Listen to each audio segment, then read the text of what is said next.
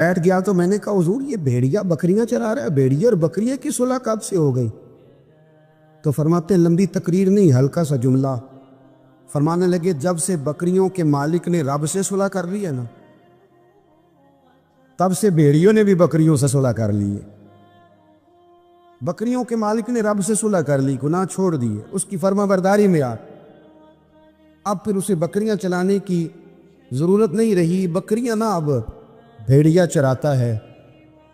کہتے ہیں میرے اوپر کپ کپی طاری ہو گئی بزرگوں کی بات سن کے، اور مجھے پیاس لگی اور خواہش آئی کہ پتہ نہیں اب بابا جی کچھ کھلائیں پلائیں گے بھی کہ نہیں، بابا جی کچھ کھلائیں گے بھی کہ نہیں۔ کہتے ہیں میرے دل میں خیال تھا تو بزرگوں نے نا ایک لکڑی کا پیالہ، ان کے پاس وہ غار میں بیٹھے تھے تو ایک چھوٹا سا پتھر تھا، اس کی ڈھلان بنی ہوئی، بابا جی نے اس کے نیچے لکڑی کا پیالہ رکھا، وہ رکھا ہی تھا تو وہ دودھ سے بھر گیا۔ کہتے ہیں انہوں نے مجھے دیا تو ٹھنڈا اور میٹھا دودھ، میری طبیعت خوش ہو گئی۔ بابا جی نے دوبارہ وہی پیالہ اسی جگہ رکھا تو شہد سے بھر گیا۔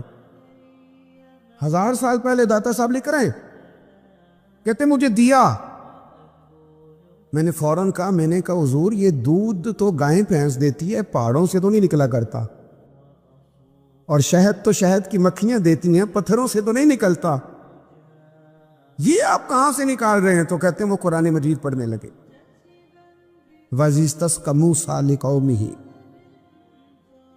جب موسیٰ کی قوم نے ان سے پانی مانگا، فرمانے لگے موسیٰ کی نافرمان قوم پانی مانگے، حضرت موسیٰ پتھر پہ ڈنڈا مارے تو اللہ وہاں سے 12 چشمے جاری کر دے۔ جو رب حضرت موسیٰ کی نافرمان قوم کے لیے پتھر اور پہاڑوں سے چشمے نکال دیتا ہے نا، وہ بزرگ کہنے لگے بس بات یہ ہے کہ آج بھی ہو اگر ابراہیم کا ایمان پیدا تو آگ کر سکتی ہے انداز کلیستہ پیدا۔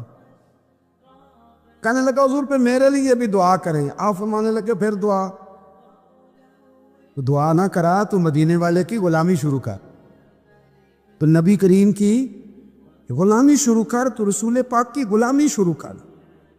رات پیسے گننا، سویرے اٹھ کے پھر گننا شروع کر دینا، پیسوں میں رشتوں کو تولنا، پیسے کے ساتھ ہی اپنے آپ کو ہر وقت لگائے رکھنا۔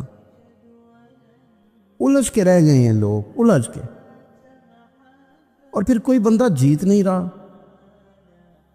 ہمارے دادا بھی یہی کہتے تھے کہ کچھ پیسے کمانے ہیں تاکہ بچے پال لوں، یہ کہتے کہتے چلے گئے۔ ہمارے ابا بھی یہی کہتے تھے، پھر اس کے بعد ہم نے بھی یہی بولی بولنی شروع کر دی ہے، تو جیتا تو کوئی بھی نہیں، جیتا تو کوئی بھی نہیں۔ مال کو ضرور حاصل کرے۔ حضرت بہاءالحق نقشبند بخاری رحمۃ اللہ علیہ فرماتے ہیں میں نے نا مینا کے میدان میں ایک نوجوان دیکھا جو لاکھوں کا کاروبار کر رہا تھا، لاکھوں کا، دیناروں کا کاروبار کرتا تھا، سونے چاندی ہیرے جواہرات کا کام کرتا تھا، لیکن فرماتے میں نے اس کے دل پہ نظر ڈالی، لاکھوں کا کام کرتا تھا پر اس کا دل ایک منٹ کے لیے بھی اپنے رب کی یاد سے غافل نہیں تھا، ہر وقت اس کا دل اپنے مالک کی یاد میں مصروف تھا، ہر وقت۔